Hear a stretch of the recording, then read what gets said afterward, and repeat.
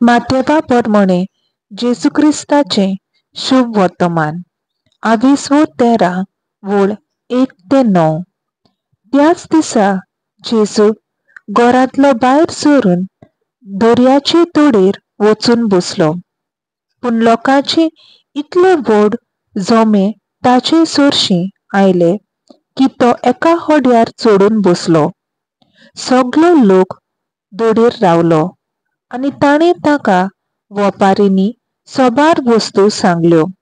ताणें म्हणलें, पळयात, कोण एकलो वोंपी वोंपूंक गेल्लो. वोंपताना थोडें बी वाटेर पडलें आनी सुकणीं आयलीं आनी ताणें तें केलें. आनी दुसरें कोडबी जमनीर पडलें आनी चडशी माती नासली आनी मातयेचे खोलाय नासली देखून तें रोकडेंच किल्लोलें कोरें. पूण वत येतूच करपोलें आनी पालां ना जावन सुकलें.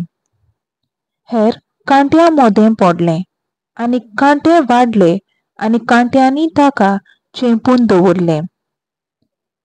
हेर बरे जमनीर पडलें आनी पीक जालें.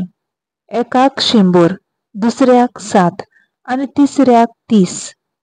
कान आसलोल्यांनी आयकुचें. देवाचें उतर हें. देवाचो व्हड उपकार.